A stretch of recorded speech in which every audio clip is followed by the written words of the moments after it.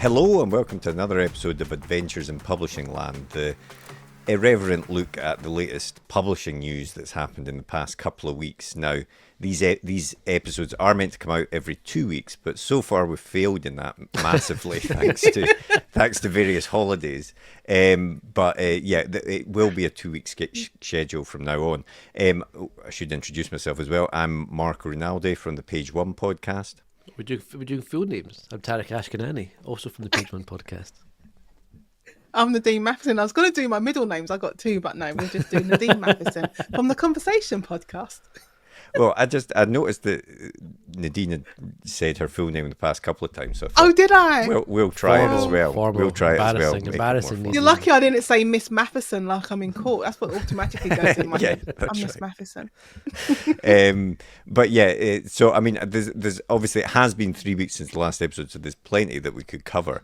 But we'll get straight into it.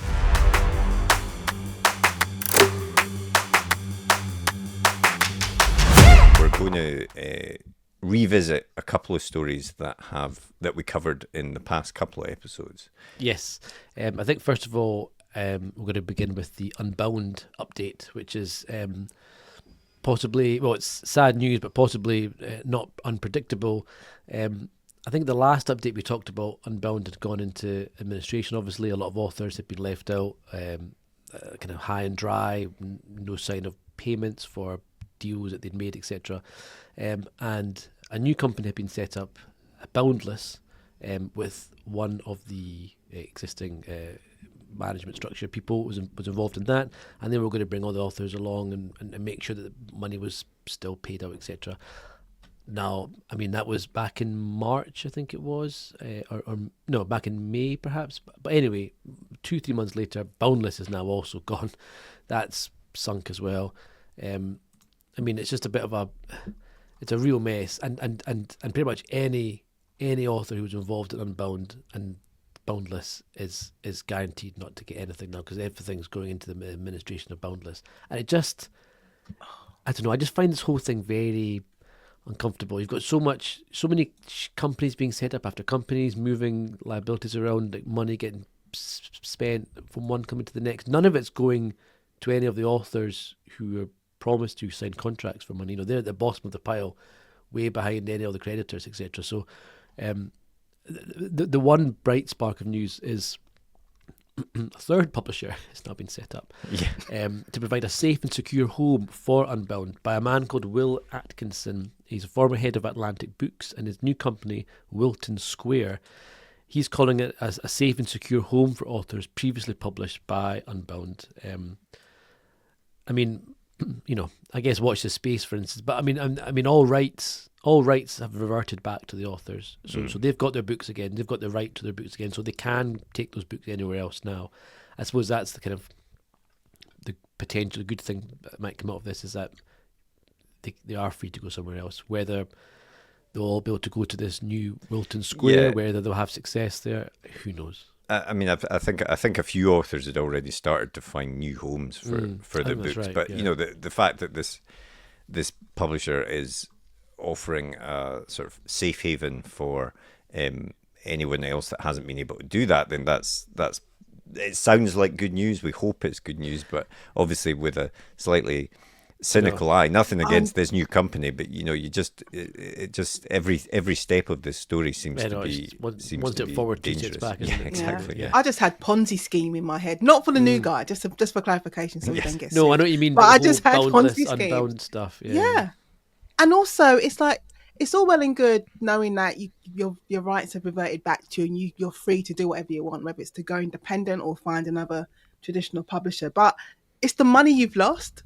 Well, that's it. And you can't get any of that back, because you said you're right on the bottom of the food chain in terms of creditors. And I'm just saying, for argument's sake, what if you had sold, you were owed like 100 grand in royalties? Like, well, some of those books were at that level, you know. And I'm not entirely sure about the books that have, because obviously it's the whole Kickstarter model, I feel, just throws another wrinkle in, because I'm not entirely clear how that works. If you've paid money on a Kickstarter type process for the book, why is that money not just been ring fenced to see this is what we need, this is the budget covered for this book. But two, what happens to that, to the people who paid for it on Kickstarter? Well, nothing. I mean, Kickstarter do they lose especially, it? there's no guarantee of, that's the thing with all Kickstarters, is that it's you're not making a purchase, you're supporting the project. So there is always a sort of get out of free jail card for companies. So with Kickstarter. okay, so it's the incentive, I think, is meant to be it's a reputational hit if they don't actually follow through on it. But in this case, that doesn't matter. So unfortunately, a lot of people have lost a lot of money, as you say, Nadine. And I've seen like a few posts like on social media from people who have contributed to authors' Kickstarters. And, they've invested in they've been there for the previous books and they're waiting for the next one. And it's a bit like George R. R. Martin. They're still waiting.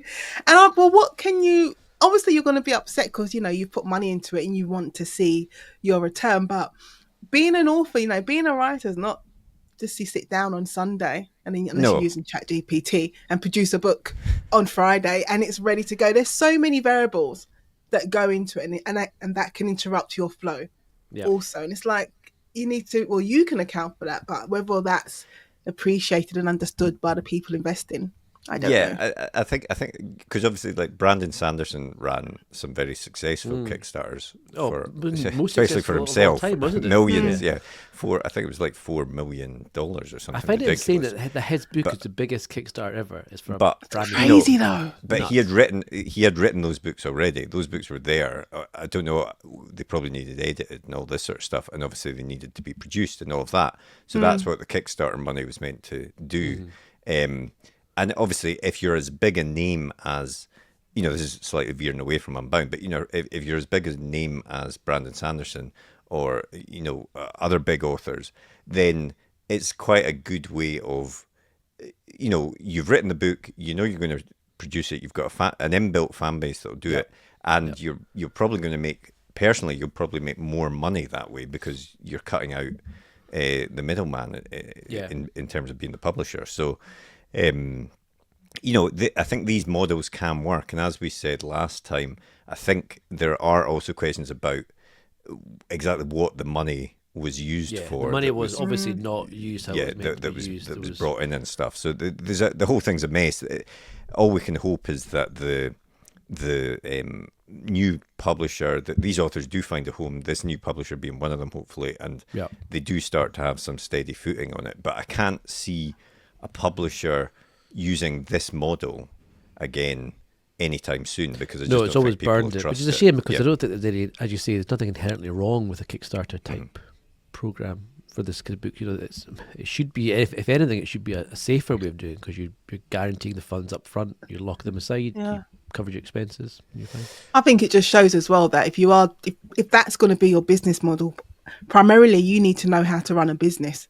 And I don't think from any of the two versions that have taken place, Unbound, and I'm calling it Unbound 2, and the fact that they didn't work. No, you don't know how to run a business, so you had no business being involved. And also you can't account for the money, which is why I say Ponzi scheme. What do you do there? No, exactly. And before we move on to news stories, obviously last episode we recorded that sort of in the aftermath of the big Salt Path that's right. Story breaking about whether or not this was a real memoir or not. A lot of questions around it.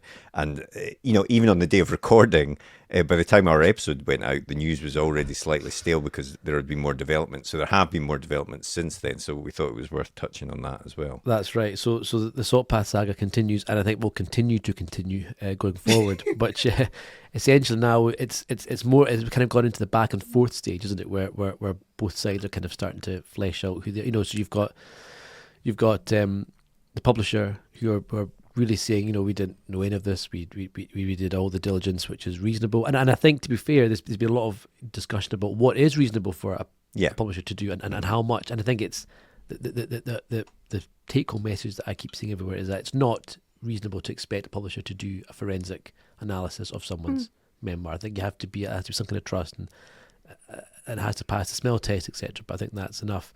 Raynor Wynn, the woman at the heart of it all, who wrote the book, she's been pushing back quite heavily, especially on the argument about her husband's medical condition, saying that she shared medical documents with certain people showing that he does have the condition, apparently, that he says he has, that previously various professionals had said it would be very unlikely that if he did have this, he would be surviving as long as he did, or with his current quality of life, etc. There's also been a number of people who have been not named in the book, but have ran cafes and restaurants and establishments which are in the book, who believe that they are being referred to. For instance, Raynor talks about going to a restaurant on the Salt Path Walk and encountering a really nasty woman who was shouting and screaming at the staff, and there's a restaurant on that path. You say, well, we're the only restaurant here in this area, so she must be talking about us. And that is 100% not how we would do. I would never scream or shout at people, etc. So there's been a few of those people coming out and saying more doubt on, how much of this novel is exaggerated, or it's just an outright kind of fabrication. All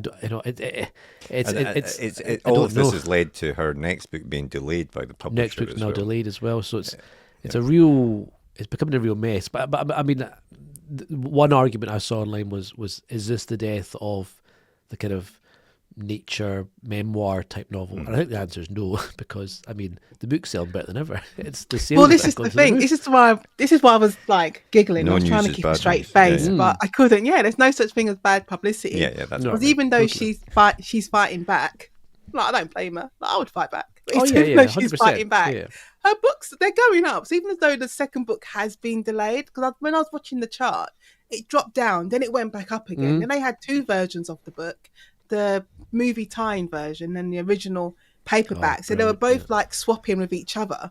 And I think the film is yet to come out in America. There's still a lot of leeway for this book, a lot of runway doing still. All right. Second book doesn't need to come out. Give it more time. Don't crowd it. Exactly. I was laughing, and I should take it more seriously but also, as we said, it's like, how much due diligence can publishers do memoir? Because I can barely remember what I was doing a year ago, 5 years ago, day to day. I don't think you can expect them to do the same level that The Observer did, for instance. The Observer spent months and months investigating this story, looking into it all. You can't expect like I said last time, it surely must come down to the contractual terms between the author and the publisher. I think it must be. And if the author's making some guarantees, and then if there's a lie there, then the publisher might have some remedy. I think the bigger problems will be people that are claiming to be potentially defamed or something who may have actual legal recourse, perhaps. That sort of thing as well is a bit like the whole. I can't remember what was the name of the show again. Richard Gadd Netflix show. Baby Reindeer. Baby Reindeer, Reindeer, where the woman said that although it was a fictional character, it was based on her. And it never named her, but she said it's about me, exactly. and it's not true. Yeah, but she was suing Netflix for some unrealistic amount. It's like, if I was going to do that, I would go for a sensible amount where it wouldn't hurt their pockets. But so I'd be like, let me go for a meal. Don't pay me the meal. Is there a difference between something saying it's a memoir and something that says based on true story? Because I always that's think the whole based on argument. True stories I think there's a gives difference. you a lot of leeway, right? Yeah, but like the Coen brothers make films that say based on a true story, and they're not based on a true story. It's just a setup for a story and things. So. It's you get into a grey area, and it is interesting. We're now getting into boring legal stuff, but it is interesting. Can you be defamed if you're not actually named? And all of this, if people can work out who you are, if it is a true story or is there too much fiction, all of that sort of stuff. So, it'll be interesting to see where that one goes. But moving on to a new story, I wanted to touch on our old friend AI, which is another topic that I'm sure will come up regularly in these episodes. But there was a story I read in the Bookseller about authors worried that AI Slop versions, as they're called, of books on Amazon risked harming consumer confidence. And in this particular, what they're talking about particularly is that certain books are coming out and there's already AI. I think they're sort of autobiography type books. There's already various versions clearly made by AI on the Amazon store, so it becomes harder to find the real version for, the casual consumer and things like that. Yeah. But more generally as well, I think, the danger of AI slop is that if Amazon is going to allow this stuff to be put onto their store, and not just Amazon but other websites as well, it'll just start to, whether it's the same book or not, the sheer amount of books will start to drown out, and it'll be hard to find, especially for new authors who are trying to break through. Very hard to find them in amongst all of this. Even if the quality of these things is pretty poor, they'll still be there. They'll still be on the site, and it'll still be hard to troll through them and stand out from the crowd. I read something. Reddit keeps showing me there's a subreddit called Writing with AI, which is all about people wanting to use AI to write for some reason. And there was one post on it yesterday that was like, I wrote 126,000 book in a week. Here's my process. So if people are doing process? that, funnily enough, the post was something that they had produced with AI as well. So it was just AI telling us about. But if people are producing huge books like that, and then presumably they're not editing them, they're just like flinging them out into Amazon. It is good. I think something is going to have to be done to try and sort of stem the tide, like some of the smaller magazines have done with short stories. They're very strict on the AI policy, and they'll just stop. They just don't allow it. And if you use it, you're out. It'll get to a point where how do they detect? How do you know? Yeah, but I think if you're doing that in a week, it's pretty. I imagine it's still pretty easy to find that stuff. There are so many submissions. No, I can say for like magazine submissions for short stories, I feel it'll get to a point quite soon where it's unclear what's bad writing and what's AI, and if AI gets very good at doing certain types of stories well, how do you know? I don't know what the answer is to that. To how you weed out an actual human written story and an AI story, say in 2, 4, 5, 10 years time.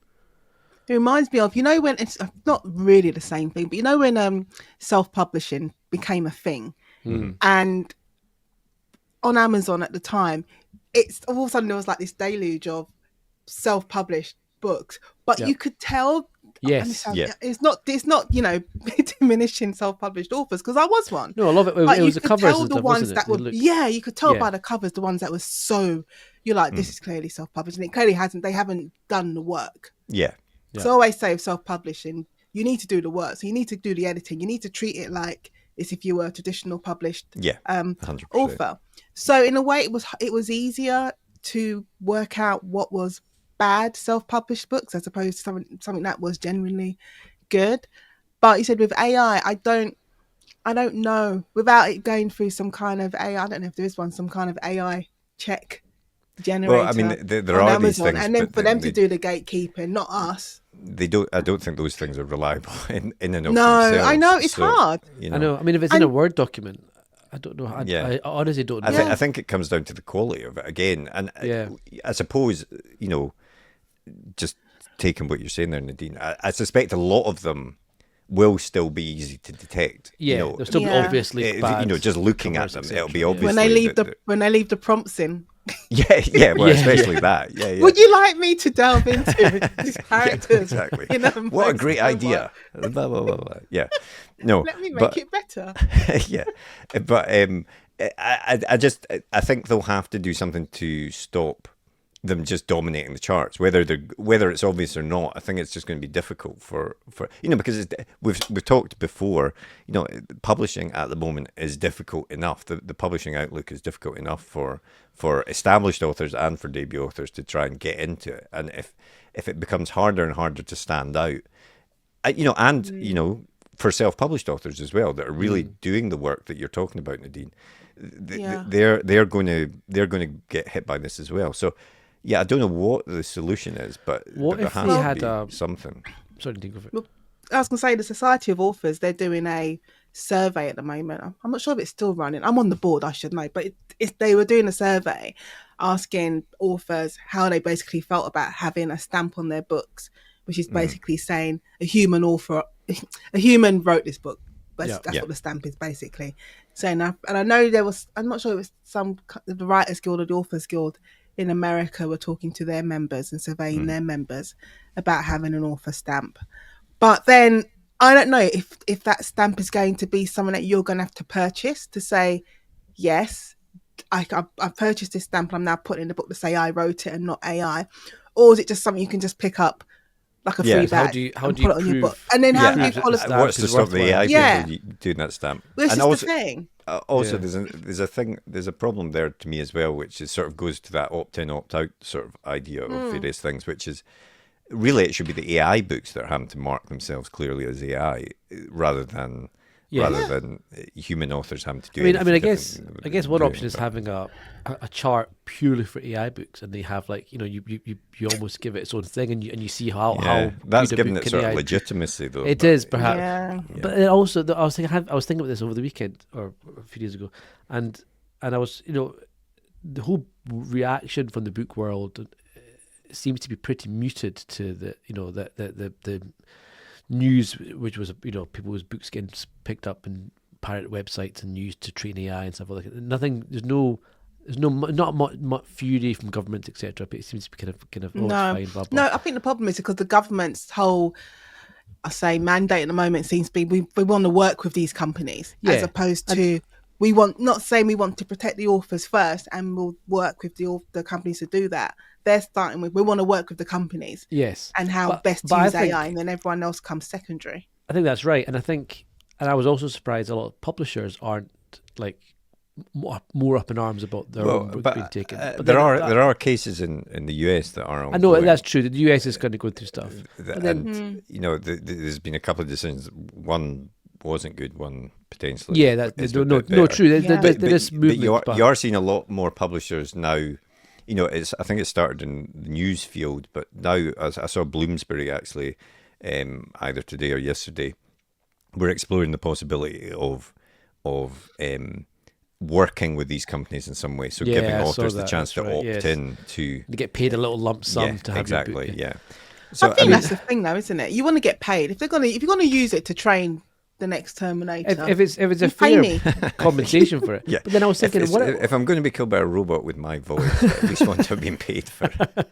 I was thinking, it's one thing to talk about books, and books is the focus of all this at the moment. But at some point, it will move into movies, and we'll start getting AI, which is making films. Well, what happened to the film studios? Are they going to be happy with their films being pirated and used to train AI, or are you telling me Warner's and Universal and Sony aren't going to sue the hell out of these places? Who produced Jurassic World? Is it Universal? Universal, yeah. One of them have this week released a statement about not using Jurassic World for AI, and basically they'll sue.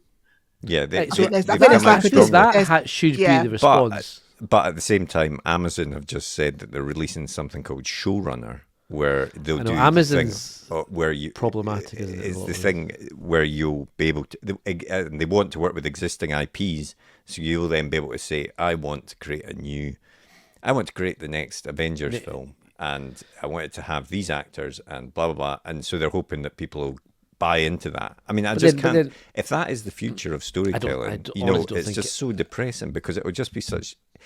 Whether it can, I don't think they'll ever do anything that's worthwhile. Exactly, that's the thing. It'll be so derivative and so unimaginative that it's never going to work. But my worry with all of this is that we're looking at it from a very niche. We're creatives, writers, and it's very do the general public care about that? Which isn't to talk the general public down, but I think some of them don't, about it. Probably. I think you're right, but I think who cares about it is the bigger. It's the people at Universal and Warner Brothers. They're the ones who lose the money. If suddenly I could make my own, Harry Potter movie without that from AI with all the actors, etc., the music and the sets.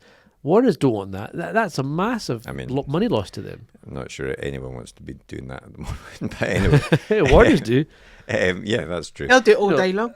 And so I honestly think it'll be the people who are losing the money, the big money, which is the movie studios. They're going to come in and they are going to sue But if all they care about is money, then the worry is if ChatGPT is worth $500 billion which is what they said yesterday. They say, let's use it. They'll just say, We'll use it ourselves. will they just use enough money? Yeah, they will. Or they'll turn around and say, right, okay, Warner's here, we'll give you $1 billion for that now. Just shut up and let us do it. Sort of a But thing. I think readers will. Maybe. I think readers will care because if they go onto Amazon or whatever, and they're looking for the next Tariq book or my book or your bookmarker, and then they go and pick up some piece of rubbish written by some AI narrator, then this is not what they want, and they don't. No one likes to be conned. And I suppose it might actually do more harm than good if the early stuff's so bad that folk are just it pushes folk off. Yeah, that's massively. true. Maybe it just gives them such a bad reputation from the get go that no one. Yeah, we can but hope. It's when it starts affecting the publishers financially. Honestly, So I think that's what I think it'll that's take when people to lose money. yeah. Publishers, movie studios, the big bucks at the top of the chain who are losing out. They'll be the ones with the power to come in and say this has to stop now. Yeah. Like I say, my worry is that the people with the most money at the moment are all these companies because they're all valued at ludicrous amounts of money. They're worth more than how long that lasts. But yes, but you're right. Anyway, as I say, I have zero doubt that we will come back to the topic of AI in future episodes. But Nadine, you had a couple of stories that you could talk to us about. I don't know which one you've picked. Do you know what the thing with we had our little break, and you think, oh, nothing's happening, and the week before we record, it all kicks off. You're like, there's so much to talk about. Exactly. I'm gonna do a very sensible story first because the other one we can do later. Okay. So this one, I think it was last week, they announced the Booker Prize, the shortlist for the Booker Prize, and they announced the judges, and one of the judges is Sarah Jessica Parker, and then from Sex and the City fame. So Sarah Jessica Parker is one of the judges. And then there was a Guardian story basically saying how Sarah Jessica Parker had to recuse herself from judging one of the books because her production company is adapting one of the nominees' books. And not the book that's been shortlisted for the Booker, but an earlier book that they wrote. So it just got me thinking, and I'm like, it's a good thing she recused herself. I'm like, maybe that's the right thing to do. But then I was starting thinking generally, is there an over reliance on these book competitions, for example, to have celebrity judges to kind of give them some kind of validation? And are they making the celebrity judge a priority as opposed to, and making it the focus of the prize as opposed to the books being the focus of the prize? I can't remember them making such a big deal about these are the judges of the book of the Booker Prize before. I mean, that was seeing them splashed all over. Yeah, being splashed all over social media and profiles in newspaper. Why Sarah Jessica Parker? That was the first thing I thought of. Is what I mean, and I might be ignorant of this, but why her? And what relation to books or publishing, etc.? What does she bring to other? She reads a lot. Okay. Fair enough. No, I mean, I follow her on social media. I mean, she reads a lot, and I don't know if she has a book club. I don't think she has a book club. But it feels very... No, like if it was a Reese Witherspoon, I would get that more because that is she has a book club. She adapts a lot of her stuff to get picked up, and she makes it. I get that. But my first thought was it did feel like, are you just wanting to put a big famous person in here so you can, which is and also I kind of feel it's the Booker Prize. Does the Booker Prize need, of all the competitions, it feels like that's one which doesn't need to have a flashy celeb. Like it's not meant to be a bit more of a kind of reserved, traditional literary type competition. It felt very off-brand to me. I mean, I think does it not go to what are these prizes for ultimately? If it's meant to be a judgment of the craft of the writing of the book or whatever, then arguably you want people that are in the industry that are writers that understand that. If it's more a celebration of something that can be widely celebrated, then I can see the argument for opening the judging panel up more widely. And obviously if you get celebrities involved, then it'll raise the profile. But like you say, of all the prizes, the Booker is probably the one that needs its profile raised. The least. The least. Beyond the Pulitzer, it's like... I was just reading... I mean, the Pulitzer, you don't even... I can't remember her name, who I interviewed on my podcast, but even the way the Pulitzer goes about their business, like, you don't even know you're even shortlisted until you get an email saying I think you've the number been of competitions, the number of book competitions which are quasi just money making scams is bonkers. Like there's so many of them are like you pay like the Richard, I don't know if I should say this, but the Richard Judy book club, right, which I know is much less relevant now than it was when they were on TV 20 years ago, but it's still fairly big. You pay 20 grand to get on that. Like there's no, it's not that you get picked because of merit, etc. You pay 20 grand, you get the book club, you get on W. H. Smith, which you also pay. W. H. Smith is the top 10 chart. It's always just a paid for spot. The whole thing is really uncomfortable to me. Yeah, when I discovered that about Richard and Judy, and this is before I got published, and I think someone came in to do a talk at the uni where I was doing my MA, and they said, no, like you like paying an entry fee. You're like, what do you mean? I thought it was these two people. Yeah, we've read all this stuff, like, we submitted. We've read all our stuff. These are the ones, that we like. Yeah. And we're going to pay 20 grand. And back in the day, you pay 20 grand, you probably make 12, 10, 20 times that when they were on There's TV. No guarantee massive, now. But nowadays it's very different. Yeah. No, but going back to Sarah Jessica, like you was asking, like what, like why her, and I just had to check. So she's the editorial director at Hogarth. I don't know who Hogarth is. She launches her own imprint, SJP Lit, with an independent publisher called Zando in 2022. But then it was a statement from the chief executive of the Booker Prize Foundation. They described Parker as an incredible supporter of contemporary fiction. I have no problem I don't have any problem with Sarah Jessica Parker, but I just feel like I don't feel like you need it, and I don't feel like the focus should be on, as I said, the celebrity judge. It should be about the books, and you should go back to the business of judging the books and then choosing the winner without making the judges front and center of the whole thing.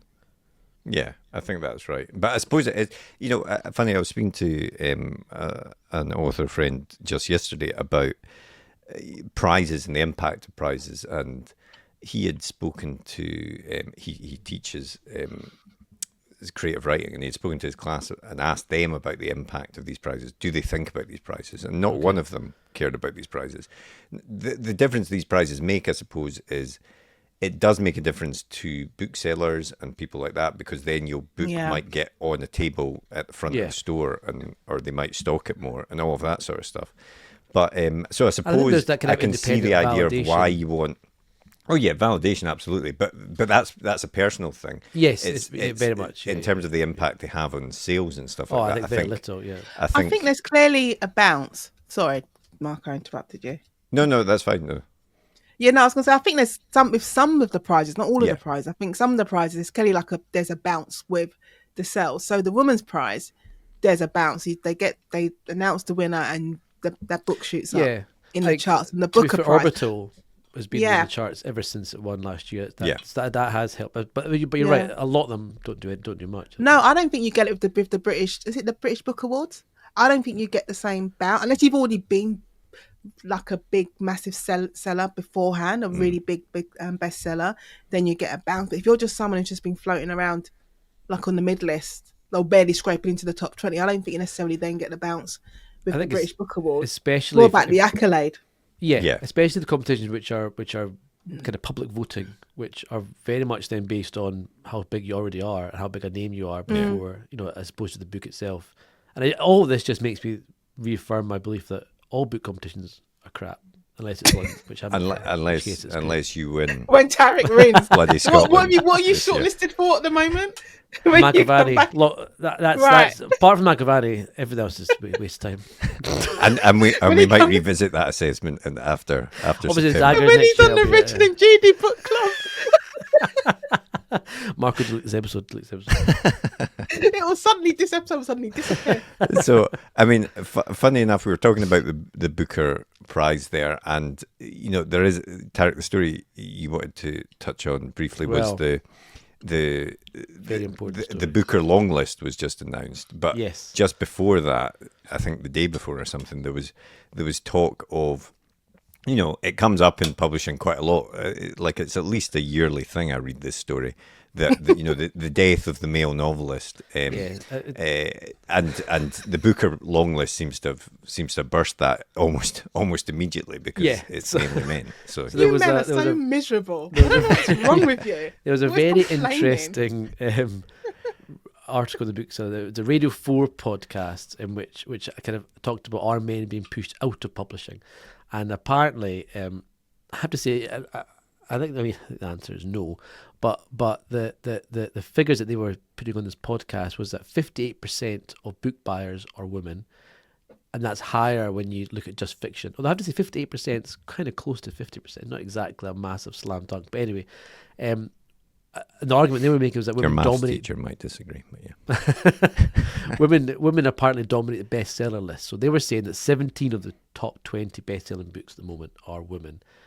A lot of them are Frida McFadden, the housemaid book. She's got 5 of them apparently in the top 20. So they were like, well, there's obviously too many women writing successful books, and that of those men who have managed to fight their way onto the bestseller list, they were well-known household names before they became authors. So it was like Bob Mortimer, Richard Osman, etc. People who were famous for things other than writing.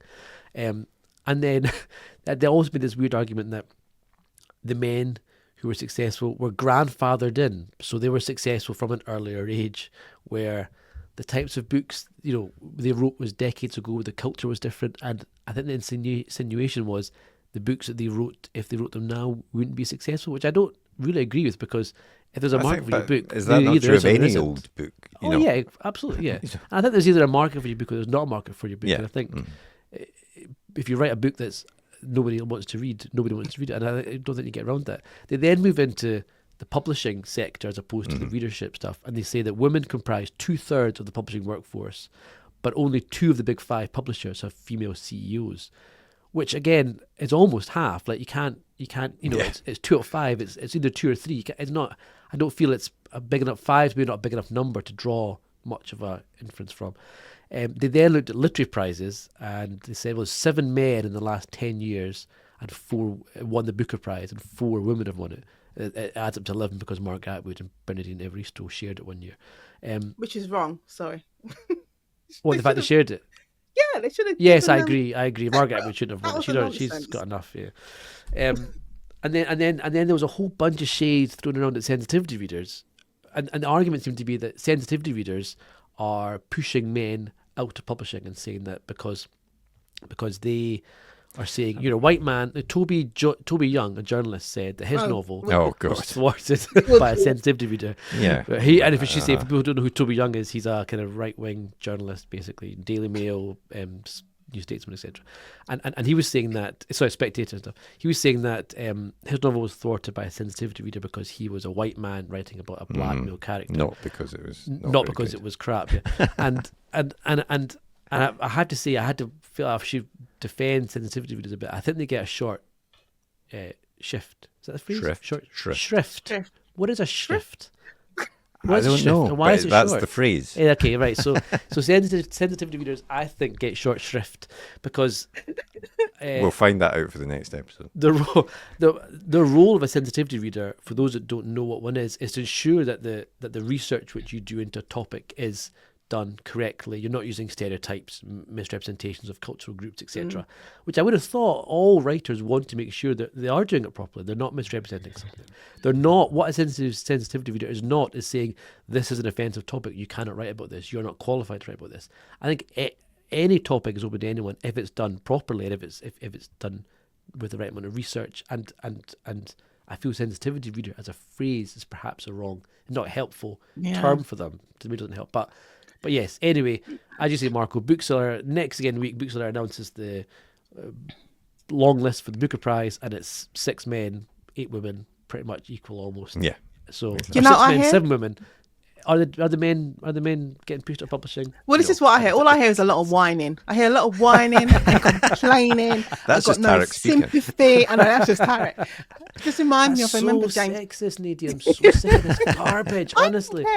I'm standing up for everyone because it's a load of nonsense. When I It saw is, it, no, I it just is a load of nonsense. I rolled my eyes in the same manner in which I rolled my eyes when James Patterson did his whole white men are being subjected to racism because there's no 52-year-old white men getting book has deals. the same vibes as that. Yeah, while you're sitting there on your yacht and your private island. I don't know. It's a load of shit. Sorry, it is. I think that's fair to say.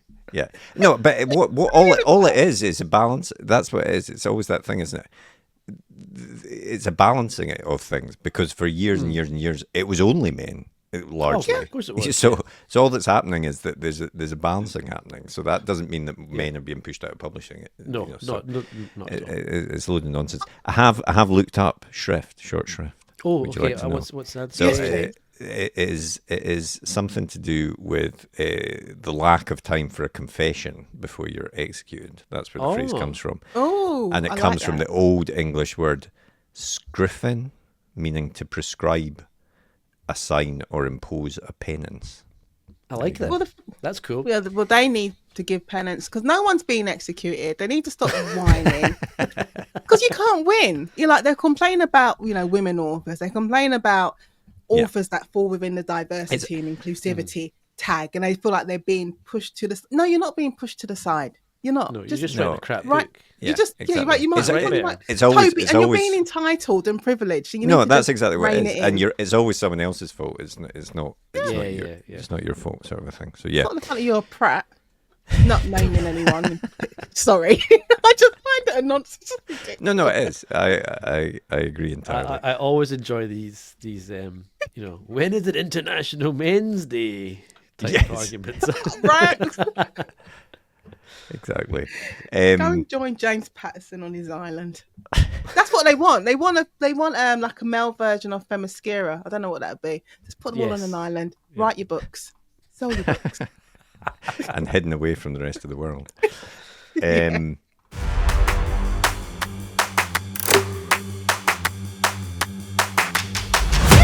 Okay, so we will move on to our last section, which is off script. We call this bit. So it's more looking at different topics. Regular listeners or viewers will remember the last time we talked about a man jumping into an airplane engine, and Nadine's got another fun story for us about a surgeon removing his own legs. I don't know what it says about me that I'm the one who finds these stories, and I'm like, this is so cool. We need to talk about it. And I can't get the link up now. But anyway, this surgeon, he's been charged with fraud because he removed his own legs, and I think there's something about him making himself. Yeah, I know there was like a story about this. I say about this guy who could basically make you a eunuch. So that's basically what he wanted to do as well. Wait. But he cut off his own leg. Yes, I'm I know. Did he miss? There's a lot going on in this story. Was he? Did he do? Yeah, There's so much going on in this story. it's a strange story, but I think you highlighted it because again, it's one of these things that seems, it's stranger than make it- fiction, I guess. Yeah, you exactly. couldn't make it- it up. Wait. I've written up Where's the the story. fraud? Where's the fraud? Okay, element? so a vascular surgeon accused of buying videos from the eunuch maker extreme body modification website has been charged with fraud with removing his own legs, and they're charging him with 2 counts of fraud, making false it's 2 representations legs. to the insurance company. Because he said he got the leg injuries as a result of sepsis and they weren't self-inflicted. Oh, I see. Okay. So that's where the fraud is. And he's a surgeon. He's an idiot. And It's a very bizarre he's been charged story. with fraud. And I wish he wasn't my client. These are the I mean, sort he's of not got a leg cases to I would have stand on. loved to have. It's not cool. It's nice one, Tarek. Nice Thanks. one. Was he legless when he did it? Oh, I got loads of these. keep them coming. Okay. And he also faces a charge of encouraging or assisting in the commission of an indictable only offence, namely GBH, grievous bodily harm. The himself? hits just keep on coming, which is what I'm not sure, to himself or to other people. So whether or not he's in touch with this guy who makes men into eunuchs, whether or not he's, as a surgeon, maybe he might be involved in the process. I'm just saying. Yeah, I'm not yeah. 100% How sure. bizarre. But it caught my Such an attention. extreme type of insurance fraud, right? I mean, It is. Why can't you just yeah. do like a... fair These are play not to the the guy. fraud Give him the cases money. I dealt with. No, Yeah, I had a exactly. fraud case. It was like dodgy Louis Vuitton bags. Like, that's the fraud I was dealing with, not with cutting off your Chopping your legs. own legs. Yeah. Yeah, for an insurance claim. And you're a surgeon. Who did this? Oh, yeah, it's. I mean, It's all below actually, the belt. it's, It's all a it's the bit- sort of thing that I can see. in Don't a say it's book, below so, the belt, you Harry. know. Below the belt. He's going to keep. He's going to keep them going. I can see it. I can see it. But Friday. before we go, we obviously have to touch on the topic that's been raised in the last couple of episodes, which we're talking about movies and what we've seen, and we'll all like go through this that segment. very quickly. But obviously, Nadine and I were having a friendly bit of banter. I still haven't watched it yet. about the Superman movie, No, which I've not has seen now it yet come out, either. has done spectacularly well. You've seen it, Marco. I've seen it. I Why really are you enjoyed telling it. me that? Like I'm gonna be like I distraught don't know. by the fact I know. it's Like made I'm money. getting like the fanboys on the internet now. Who cares? I The monkeys. who cares how much money it's making? No, but I did see it and I did enjoy it. I can say that it's like it's big, it's colourful, it's like a cartoon brought to life, which some people might not like, but I think it worked well for the character. So Can I just say yeah, I I'm gonna enjoyed watch it, but I expect it will be on digital download probably in the next month because Yeah, probably. what is it? Jurassic World is all came out on digital download on Tuesday. Is that Right. how A month already? after. Yeah, Christ exactly. almighty. And I mean, this is Thunderbolts why came cinemas out like feel 2 it, months because- I after. know. So Actually, I saw Jurassic gonna World wait. Rebirth, and it was shit. Absolute shit. Was that the new one? the Is that new one? It's awful. Yeah, it's just Yeah. crap. Like Right. Is it not fun? Why did you go and see that and not Superman? I don't know. I should have seen Superman. I wish But I'd seen what- Superman instead of that. But you did see Fantastic Four I first did steps, see which Fantastic I Four. loved. I enjoyed Fantastic Four. I felt it was a little tad predictable, perhaps. Like there's a few points I thought it's going to go something quite interesting, and then it never did it. But I thought I loved that aesthetic. I loved the kind of retro '60s world. I thought Yeah. the four of them were very good together. It was very similar to the old Jessica Alba. Fantastic Four. Gave me those I kind like of those vibes ones. a lot, which I enjoyed. They, at the time, they were good. but no, I I like like Galactus. Fantastic Four a lot. I like Galactus. That was Galactus, great seeing he him was done properly not- on big screen. Yeah, it was very not good. a puff yeah. of smoke. No, like he it was. was good. The full-on giant man walking through New York. I was like, yes, this is good. Yeah. We Um, won't I give think any spoilers, but I do want enjoyed it. to. I do want to see it. It's worth Yeah. a watch. It's not as good. I prefer Thunderbolts of the two recent ones. Thunderbolts I thought was more kind of exciting, a little bit different. But both are good films. They've both been received well, both been reviewed well. But both but- have not done that well. No, box yeah, office-wise. there is some sort of issue, and I think part of it is CGI this. issue. I don't know why they're having issues with CGI. You think so? Oh, is the bad CGI? Yeah. But Thunderbolt. I mean, not The Thunderbolts. baby. Yeah, there was. The baby And you at know the what end. I find interesting and odd?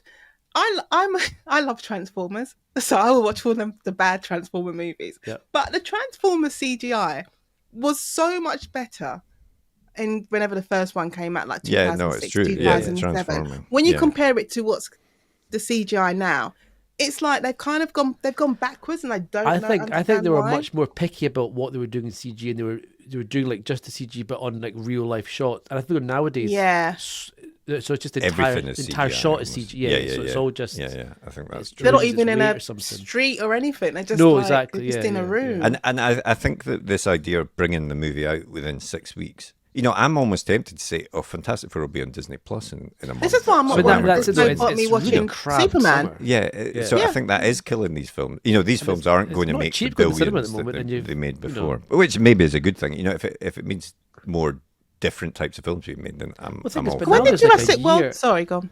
No, I would say it's like a year and a half now till Avengers comes out. So there's no other Marvel film until the next Avengers film. This is Spider-Man, but that's No, that's that. that's think that'll next be year. after. That'll That's be next year. Avengers. And Yeah, there's but no that's- Blade because they can't get themselves together Oh, is to write a Spider-Man Blade coming out script. before Avengers? Yeah, the next Spider-Man's Avengers before Doomsday. Spider-Man's next summer. Probably because I think they want to bring everyone in for That's Doctor never going to Doom. get pushed back. They're filming that now. That would never be ready for next summer.